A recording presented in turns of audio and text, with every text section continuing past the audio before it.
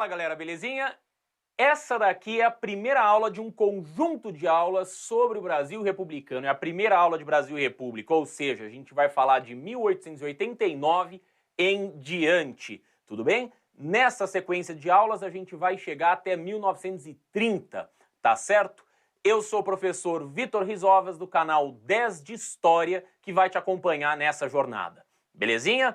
Tá acompanhando? Tá ligado? Se quiser, se inscreve lá no meu canal 10 de História. Se quiser seguir no Instagram, segue no Instagram. Aproveita que a gente tem um monte de material, tem um monte de aula, estão aprendendo muito aqui com este vídeo. Fechado? Vamos lá? Bom, primeira coisa que a gente fez foi o seguinte: foi proclamada a República. Legal, proclamei a República, mas e aí? Como é que faz? Se eu proclamei a República, como é que eu faço agora com a República proclamada? Eu preciso pensar no seguinte, a primeira função. Como é que vai ser essa República? Que República é essa? Que interesses ela vai defender? Como é que vão ser as leis? O que virá dessa primeira República? Bom, a gente sempre que começa algo novo, a gente tem que pensar como é que vai ser esse algo novo, não é isso? Então, proclamar uma república significa colocar um sistema de governo que tem um presidente, significa colocar um formato de Estado que conta com representatividade, com constituição, significa que a participação política das pessoas vai acontecer, significa que eu tenho a divisão dos poderes em legislativo, executivo e judiciário. Tudo bem? Isso que quer dizer uma república. Agora, como é que será essa república? É disso que nós precisamos falar. Tudo bem? Então, essa tabelinha que eu montei para vocês, dá uma olhada. É uma tabelinha que vai falar, olha, nós tínhamos 3 projetos, pelo menos 3 projetos para discutir a questão republicana. Tá certo? 3. A república liberal, a república positivista e a república jacobina. Coloquei aí os 3 para você. Tá vendo? Você consegue enxergar? Se não der tempo de copiar, não tem problema. Depois você copia, tá? Depois você copia, não tem problema. República Liberal, né? Deve estar escrito também no seu livro, então não fica na neura tanto de sair copiando enquanto eu falo, não. Né? Se quiser pegar o teu livro, corre lá. Aliás, avisa todo mundo que a aula começou, manda um WhatsApp, grita, chama o vizinho, sai na rua, a gente começou a aula, tal. Corre para ninguém perder. Tudo bem? Pegou seu material? Então abre aí seu livro de história, Proclamação da República, vai aparecer aí, né? Nessa parte, provavelmente você vai encontrar os 3 projetos republicanos: República Liberal, República Positivista e República Jacobina. Vitor, mas como assim? A gente teve esses 3 projetos? Não, o que eu estou te dizendo é que eu tenho 3 possibilidades, ou seja, eu preciso escolher um destes 3 modelos, um desses 3 formatos. Não dá para ficar com tudo. Então, se não dá para ficar com tudo, eu vou ter que escolher. Então, vamos lá. República Liberal. Quais são as características de uma república liberal? Quando eu falo liberal, eu estou falando liberalismo político. Não estou falando liberalismo econômico, estou falando liberalismo político. Quais são as características disso? Primeiro, federalismo, ou seja, cada unidade do país, cada unidade da federação tem um certo grau de autonomia, tem um certo grau de liberdade para fazer as próprias leis. Ah, Vitor, como assim? Olha, é só a gente pensar no que está acontecendo durante a quarentena. Em alguns estados você tem mais restrições, em outros estados você tem menos restrições. Não é isso? Então, em alguns estados as coisas funcionam de um jeito, em outros estados as coisas funcionam de outro jeito. Uma outra maneira de observar, quando você assiste o futebol, né, o Campeonato Brasileiro, a polícia, você já reparou que o uniforme da polícia aqui do estado de São Paulo é diferente do uniforme da polícia de outros estados? Você já reparou isso? Por quê? Porque cada estado da federação tem a sua polícia, por exemplo. Isso é uma característica do federalismo. Cabe a cada unidade da federação fazer o seu policial, a sua força policial, Belezinha? Tá acompanhando? Então a gente tem várias distinções. Ah, tá. Posso pensar em algo mais significativo? Pode. Se eu penso lá nos Estados Unidos, em alguns estados você pode fazer umas coisas, em outros estados você não pode. Em alguns estados pode começar a dirigir com 16, em outros só com 18 anos. Tudo bem? Tudo bem? Agora, quando a gente fala em comprar bebida alcoólica, não. Comprar bebida alcoólica, em todo o país você tem uma restrição muito grande para comprar bebida alcoólica. Tá certo? Então, em alguns estados você tem mais restrições que outros, né? Assim como no Brasil, só que no Brasil essas diferenças são um pouquinho menores, tá? São um pouquinho menores. Lá nos Estados Unidos, as diferenças entre os estados é muito maior. Outra característica, né? Um federalismo descentralizado, com grande autonomia para os estados, e era isso que queriam os cafeicultores. Se você se lembrar da aula da Proclamação da República, você vai ver que um dos elementos que levou à proclamação, um dos fatores que levou à proclamação da República, foi a insatisfação dos cafeicultores em relação a Dom Pedro II. Então, justamente por conta disso, a gente tem o quê? A gente tem a proclamação da República. Então esses cafeicultores, especialmente aqui do estado de São Paulo, querem o quê? Eles querem participar do poder. Então eles vão olhar lá para o Rio de Janeiro, que era a sede do governo naquele momento, e vão falar: Rio de Janeiro, eu quero autonomia para governar a minha província.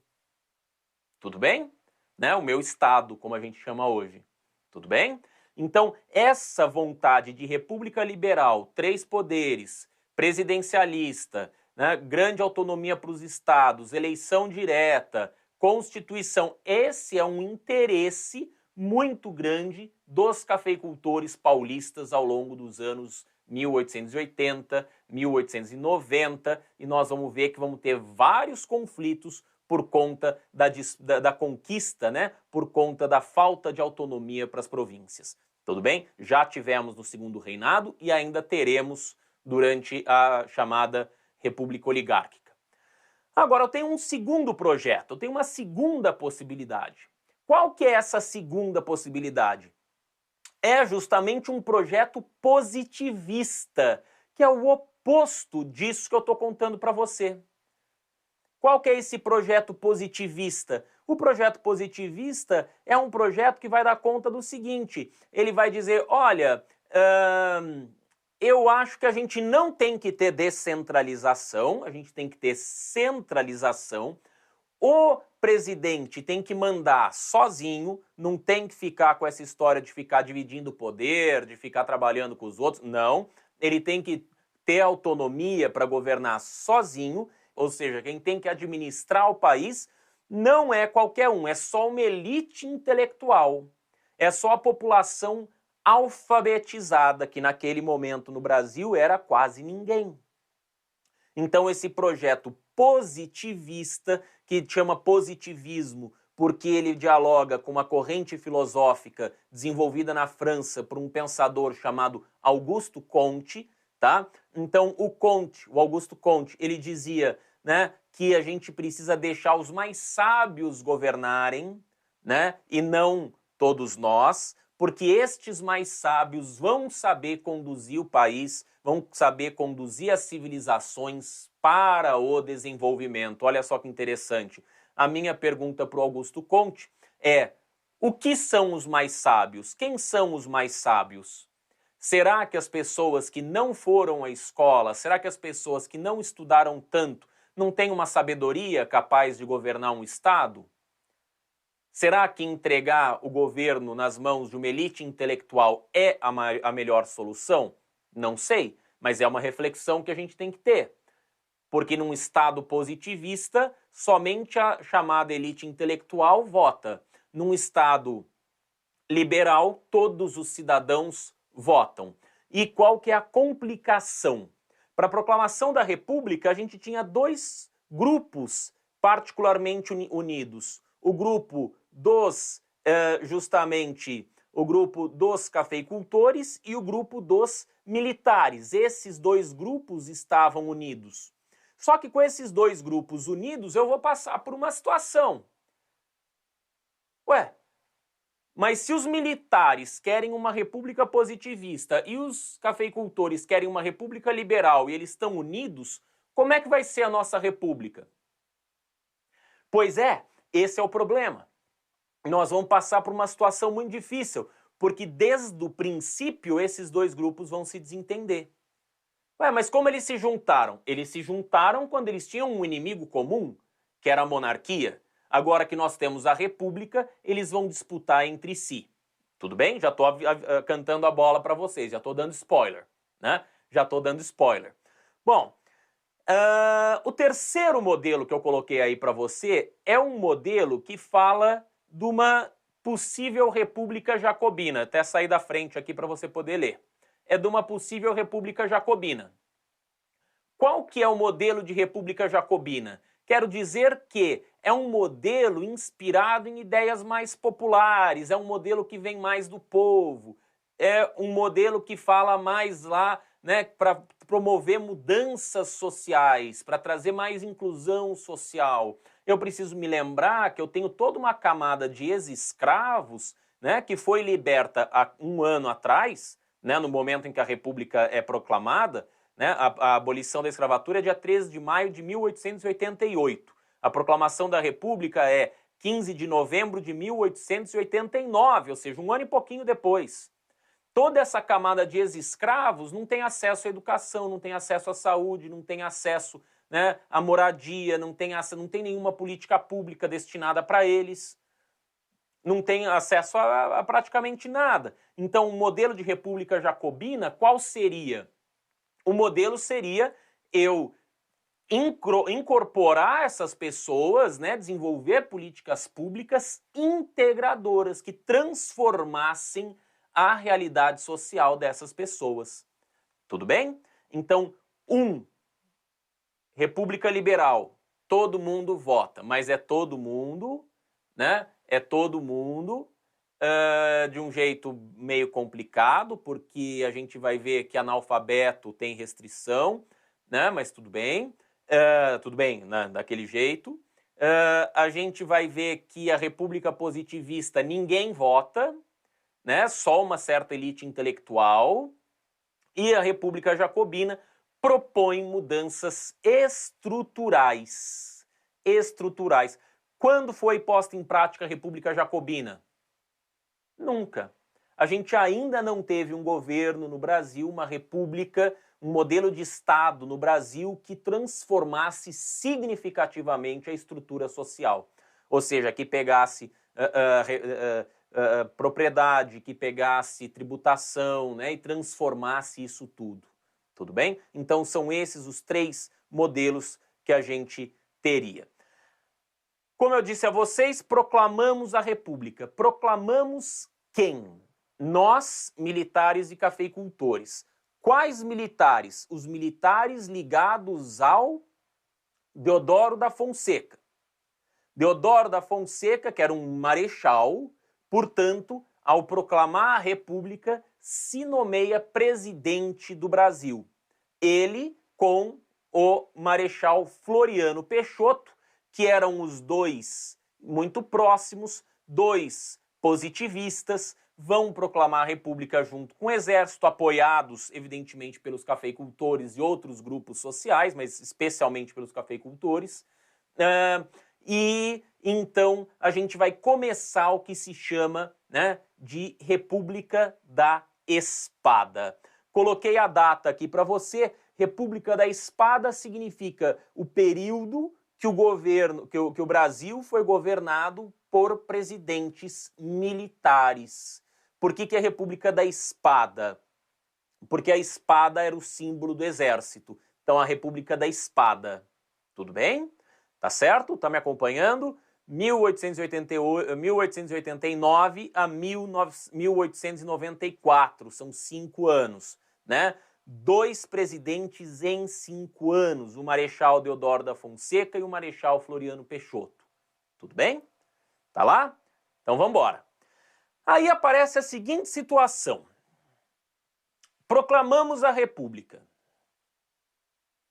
Primeira coisa que precisa ser feita. o cancelamento das instituições imperiais. O que significa cancelamento das instituições imperiais? Significa que eu vou pegar tudo aquilo que representava o império, tudo aquilo que representava o império, os juízes, os deputados, os senadores, enfim, a maior parte da legislação, né? Vou pegar isso tudo e vou jogar no lixo. O problema é, quando eu me desfaço de toda a legislação, poderes anteriores da monarquia, quem governa o país? Quais são as leis do país? Então, no momento da proclamação da República, presta atenção, vamos anular tudo menos as leis básicas e essenciais. Ou seja, todas as leis que não se referem à monarquia, todas as leis que podem ser usadas na República, essas vão permanecer. Ou seja, continua sendo crime matar. Isso não depende se é república ou se é monarquia. Você continua tendo que pagar impostos. Você não pode roubar. Você não pode, entendeu? Então, essas leis, o Código Penal, especialmente, né, ele continua valendo. Agora, o sistema político, o sistema eleitoral, né, isso tudo vai precisar ser transformado. Tá claro? Tudo bem? Me fiz entender? Então, cancelamos instituições imperiais. E como é que o presidente governa? Ele governa por decreto. O que quer dizer decreto?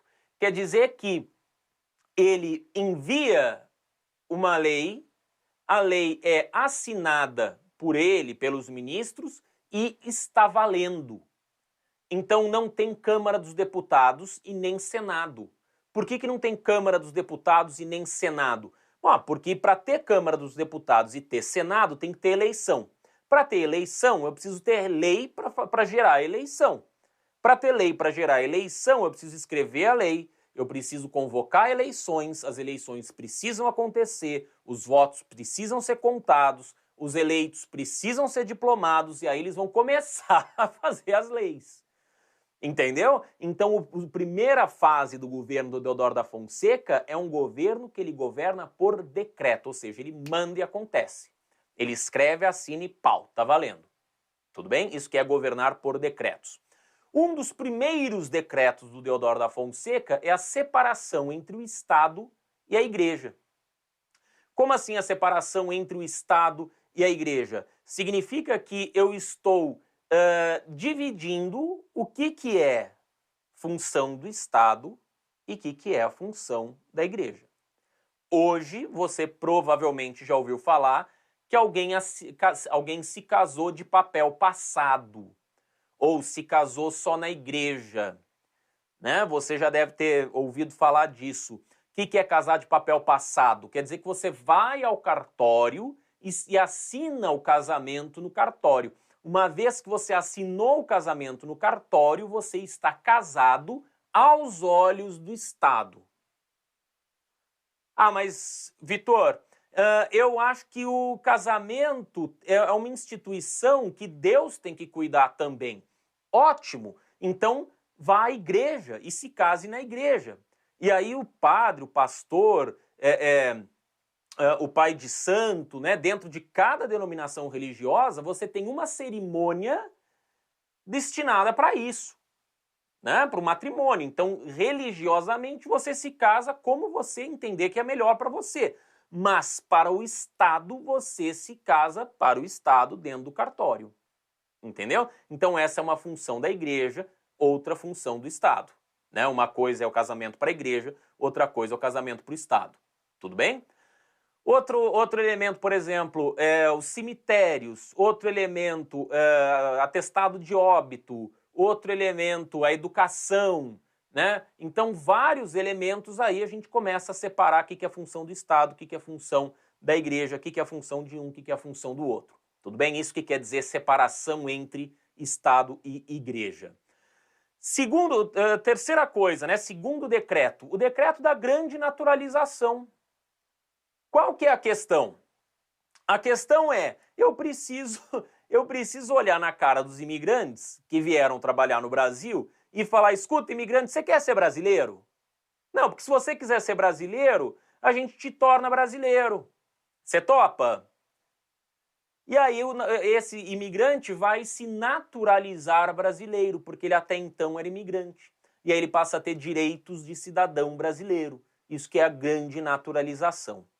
A outra medida é justamente convocar eleições para que se elejam deputados, para que se escreva uma Constituição. O que é a Constituição? São aquelas leis básicas do país, né? Aquelas leis sobre as quais o país se assenta, que descreve o país, o funcionamento do país, quais são os poderes, quais são os direitos de cada cidadão, qual é o dever de cada cidadão, qual é o dever do Estado, isso para isso que serve a Constituição, tudo bem? Então nós vamos convocar eleições para a Assembleia Constituinte. Por que é constituinte? Porque ela que vai fazer a Constituição, tá? Ela que está escrevendo a Constituição. Bom, isso tudo do ponto de vista político, do ponto de vista social. Agora, a República também é proclamada entendendo que o Brasil precisa deixar de ser um país agrário e precisa passar a ser um país industrializado. Então, o que o Deodoro da Fonseca, presidente, provisoriamente, por que provisoriamente? Porque ele não foi eleito para ser presidente, né? Ele proclamou a República, né? Deu um golpe de Estado, derrubou a monarquia, implementou a República e se nomeou presidente. Então, para que o presidente provisório, né? O presidente provisório, ele dizia o seguinte, a gente precisa industrializar. Industrializar. Para industrializar, vem um plano econômico que tinha por objetivo fomentar, ou seja, incentivar o surgimento de indústrias no Brasil. Esse plano econômico dizia o seguinte, basicamente dizia o seguinte, olha no seu livro. Basicamente ele dizia o seguinte, eu vou pegar dinheiro do país, e vou dar na mão dos empresários, dar na mão de quem tiver interessado em investir em indústria. Basicamente, sabe por que o plano não deu certo? 2 motivos. Primeiro, o Brasil não tinha tanto papel moeda assim, não tinha tanto dinheiro assim circulando. Então nós vamos colocar dinheiro em circulação. O que isso significa? Imprimir papel moeda. Pegar uma impressora, imprimir papel moeda, jogar esse papel moeda no banco, do banco vai para a mão do empresário. Tudo bem? Só que o que aconteceu lá atrás? A maior parte dos empresários pegou esse dinheiro e não investiu. Ou seja, pegou esse dinheiro e comprou ações na Bolsa de Valores. E aí, quando comprou ações na Bolsa de Valores, aconteceu uma coisa interessante, que foi a seguinte. Ele teve como consequência justamente o quê? O dinheiro virou ações na Bolsa de Valores. Virou empresa? Não. Virou emprego? Não. Virou transformação real para o país, ferrovia, coisa do tipo? Não. Então, isso é especulação financeira. Especulação financeira. E aí, como o país imprimiu um monte de papel moeda, imprimir um monte de papel moeda significa que eu estou facilitando inflação. E ao facilitar a inflação, o que acontece? O dinheiro se desvaloriza, portanto, os preços sobem, portanto. E aí? As pessoas começam a ficar desesperadas, correm para o banco para tirar o dinheiro delas, para comprar ouro, para comprar dólar, para fazer qualquer coisa. E as empresas começam a falir, os bancos começam a falir, a Bolsa de Valores, de repente, despenca o valor das ações. E essa tentativa de industrialização vai causar o caos no governo do Deodoro da Fonseca. Como é que resolve isso? Resolve lá na frente, quando a gente recolhe todo esse dinheiro que foi impresso. Fala, não, daqui devolve, não dá, a gente diminui a quantidade de dinheiro circulando para fazer o dinheiro voltar a valer alguma coisa, porque tinha tanto papel circulando que o papel não valia nada. Tudo bem? Dá uma olhada no seu livro se você precisar de mais detalhe, mas a crise é isso. A crise é essa, esse é o panorama. O Brasil imprime dinheiro e dá na mão de um monte de gente, esse monte de gente não faz nada do que devia fazer, e aí sobra esse monte de dinheiro que na verdade não significa nada. Daí você fala, mas Vitor, como é que funcionaria? Funcionaria se o sujeito pegasse o dinheiro e investisse, porque daí o dinheiro deixa de ser só dinheiro e passa a ser uma fábrica que foi construída. Passa a ser uma mercadoria que foi produzida, passa a ser uma venda que foi consumada. Entendeu? Mas enquanto o dinheiro é só dinheiro guardado no banco ou guardado na bolsa de valores, o país continua igual, é mais dinheiro. E como o dinheiro por si só não vale nada, o dinheiro só vale se tiver alguma coisa que garanta o seu valor, que é a economia do país crescendo, pronto, a gente fez a receita para o fracasso. O resultado disso é a demissão do Rui Barbosa. Tá? Do Rui Barbosa vai ser demitido e a gente vai buscar um outro ministro da Fazenda. Tá? Bom, mas enquanto esse caos econômico está acontecendo, a Constituição fica pronta. Então, lá em 1891, a Constituição brasileira fica pronta e aí a gente já pode dizer que ela tem as seguintes características. Primeiro, o Brasil é uma república federativa com autonomia para os estados. Ótimo. Então, uma república federativa com autonomia para os estados. Segunda coisa, 3 poderes: executivo, legislativo e judiciário. Presta atenção. Executivo, legislativo, judiciário. Meu, escreve aí no teu caderninho, todos eles na mesma linha, sempre. Por quê? Porque se você colocar em linhas diferentes, se você colocar um em cima e os outros 2 embaixo, você vai ter a falsa ideia de que um deles é mais importante. O presidente não é mais nem menos do que o legislativo, do que os deputados. O Supremo Tribunal Federal, que é o poder judiciário máximo no Brasil, não é mais nem menos do que os outros 2 poderes. Ou seja, os 3 poderes são iguais em importância. E os 3 poderes têm que ter autonomia. Então, o presidente não pode fazer o que quer, porque ele tem que obedecer à Câmara dos Deputados. A Câmara dos Deputados não pode fazer o que quer, porque tem que obedecer ao presidente. E o Supremo Tribunal Federal tem que ter autonomia para julgar quem ele quiser em qualquer parte do país, né, para poder punir quem tiver que punir, porque no sistema liberal, né, todos os cidadãos são iguais perante a lei. Então, essa é a estrutura que deve funcionar. Legislativo, executivo e judiciário. Executivo, qual que é o papel? Ele administra o país, ele administra as riquezas. Ele pega a quantidade de dinheiro que o país tem, né, e gasta esse dinheiro fazendo o quê? Fazendo obras, desenvolvendo políticas públicas, fechando negócios com os outros países, né, estimulando setores da economia. Então, esse é o papel do presidente. Qual é o papel do legislativo? O papel do legislativo é criar leis. Então, tudo que é lei tem que vir do legislativo. Ah, mas e se o presidente quiser uma lei? Ele precisa mandar um projeto para o poder legislativo que vai olhar para esse projeto e vai dizer o quê? Ah, beleza, topo. Tudo bem, aceito.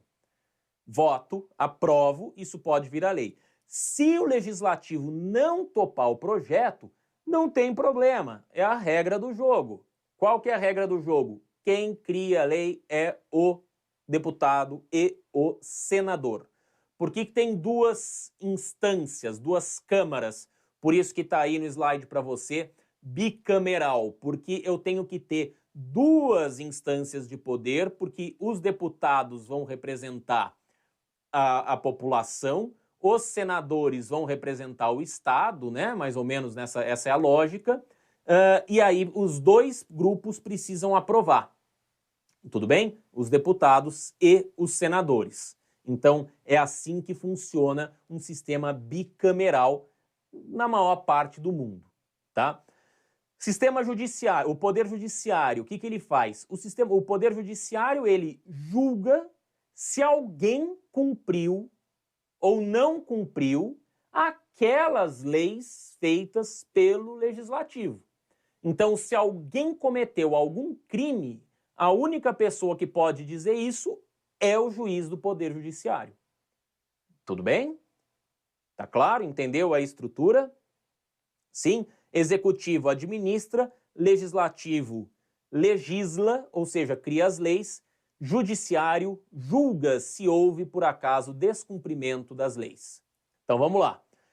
Sistema de voto. Voto universal masculino. Aqui já vira piada, né? Porque dizia voto universal. Você fala, então vota todo mundo. É todo mundo, mas não é todo mundo. É todo mundo que é homem. Mulher não vota nesse momento. Então já não é universal. Mas se dizia voto universal masculino. Menos, quer dizer, não votam todos os homens, menos menores de 21 anos, menos os analfabetos, menos os mendigos, menos os padres e menos os soldados. Repara que não vota praticamente ninguém, não é?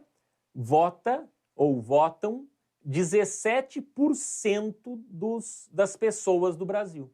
É muito pouco, concorda comigo? É muito pouco. E veja como a falta do voto, né, como excluir o analfabeto de votar, é um traço da república positivista. Reparou? Né? Do ideal positivista. Ao mesmo tempo em que eu tenho o poder, o regime federalista com grande autonomia para os estados, é um traço da república liberal. Então veja que eu tenho elementos dos dois projetos republicanos aqui funcionando nessa Constituição de 1889.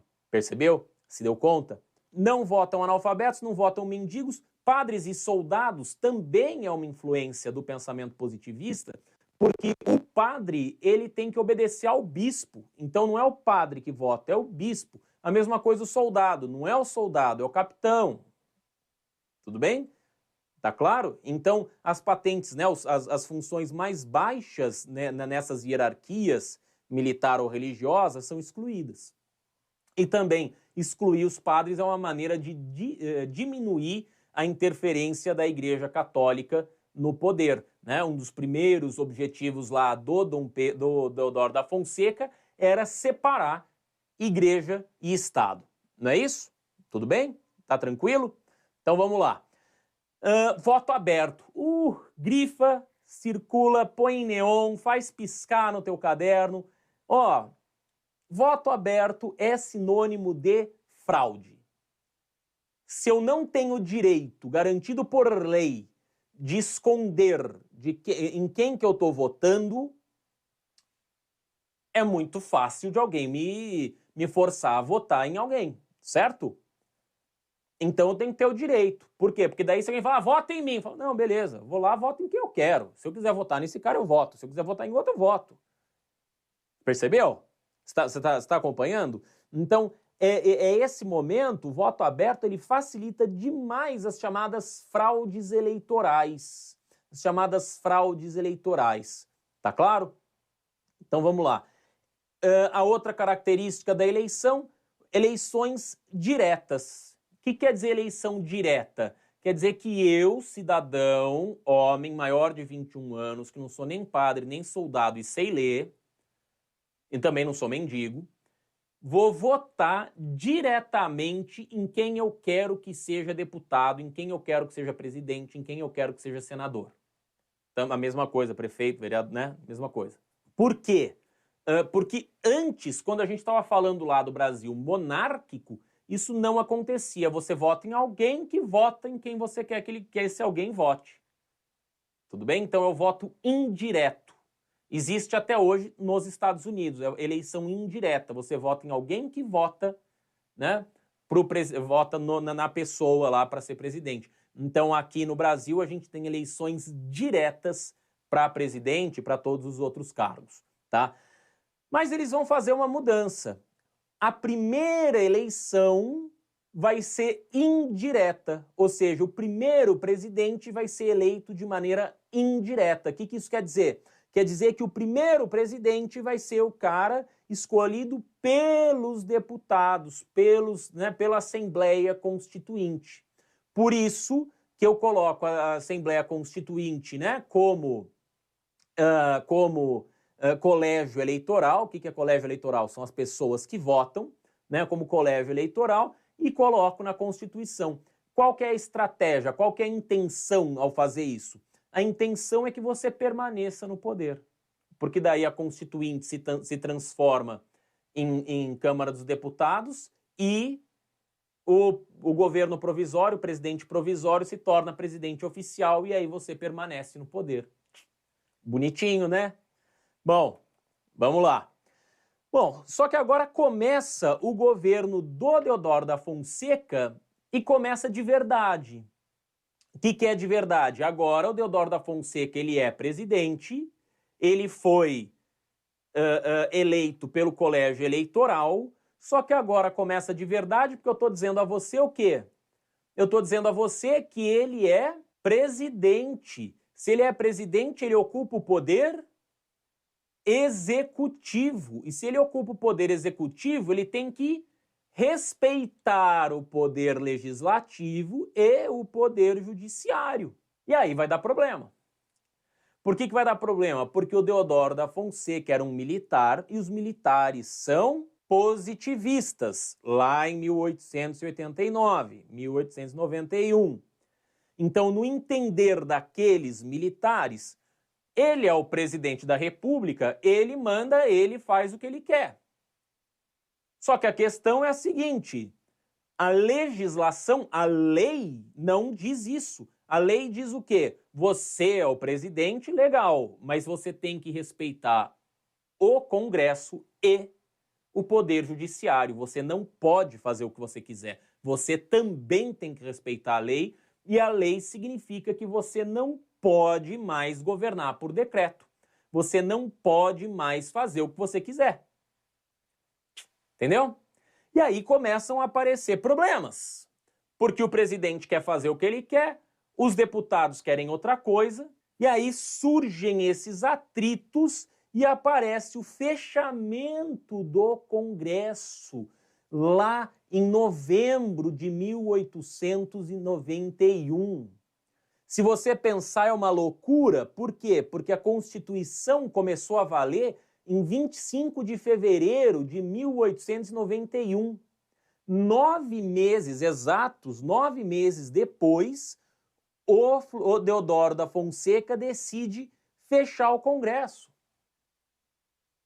Só que, o que o Deodoro esqueceu? Ele está contra a lei. Não é a lei que está contra ele, é ele que está contra a lei. E se ele está contra a lei, aí nós vamos ter um problema.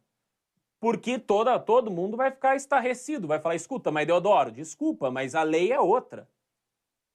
Você está desrespeitando a lei. Então, o que vai acontecer nesse momento? Acontece o que pode ser surpreendente para muitos, mas os cafeicultores, uma boa parte do exército, uma boa parte da população urbana vai olhar pro Deodoro e falar, Deodoro, não é você que tem que sair, não é o Congresso que tem que sair. Quem tem que sair é você. E aí a população, muitos setores da sociedade vão entrar em greve. Por que entra em greve? Entra em greve porque está contra o presidente. Eles entendem que o presidente não pode passar por cima das leis. Tudo bem? E aí, se o presidente não pode passar por cima das leis, não tem jeito. O Deodoro da Fonseca vai acabar presenciando a primeira revolta da Armada, inclusive. O que significa primeira revolta da Armada? Primeira revolta da Armada significa que o almirante Custódio de Melo vai olhar pro Rio de Janeiro, vai apontar os canhões dos navios de guerra do Brasil para a cidade do Rio de Janeiro, que era a capital da República naquele momento, e vai falar, Deodoro, você não é mais presidente. Um monte de setores políticos vão falar, Deodoro, você não é mais presidente. E aí Deodoro não tem o que fazer, não tem apoio, não tem onde se sustentar e acaba renunciando. Ou seja, o primeiro presidente do Brasil tenta dar um golpe de Estado fechando o Congresso e não consegue e renuncia. Tudo bem? Então, Deodoro da Fonseca tem a fase provisória de 1889 a 1891 e a fase constitucional de 1891 a 1891, ou seja, de 25 de fevereiro de 1891 a novembro, fins de novembro de 1891. Tudo bem? Então aí ele renuncia. Só que quando o presidente da República renuncia, o que acontece? Bom, vamos pegar a Constituição, né? O presidente renunciou, vamos pegar a Constituição, vamos seguir a lei, vamos seguir a lei. Pegamos a Constituição, tal, olhou a Constituição, bom, o presidente renunciou, o vice assume. Legal, o vice assume. Tudo bem, cadê o vice? Marechal Floriano Peixoto. Marechal, vem aqui, você vai ser presidente. Legal. Marechal, você vai ser presidente. Só que tem uma situação, Marechal. Ó, o senhor é presidente, mas tem uma situação. O senhor é presidente por 6 meses, porque o senhor tem que convocar novas eleições para a presidência da República. E aí o Floriano Peixoto vai falar, convocar novas eleições para a presidência da República, mas eu sou o presidente. Ele fala, pois é, mas como o presidente anterior não cumpriu 50% do mandato, você não pode ser presidente da República. Como o outro presidente não cumpriu mais da metade do mandato, ou seja, 2 anos e meio, você não pode terminar o mandato, você vai ter que assumir. Assumindo a presidência, você vai ter que ficar um pouco de tempo, convocar eleições e, convocando eleições, transferir o poder para o próximo presidente. Bom, se o Floriano Peixoto vai fazer isso ou não, é assunto da próxima aula. Até mais!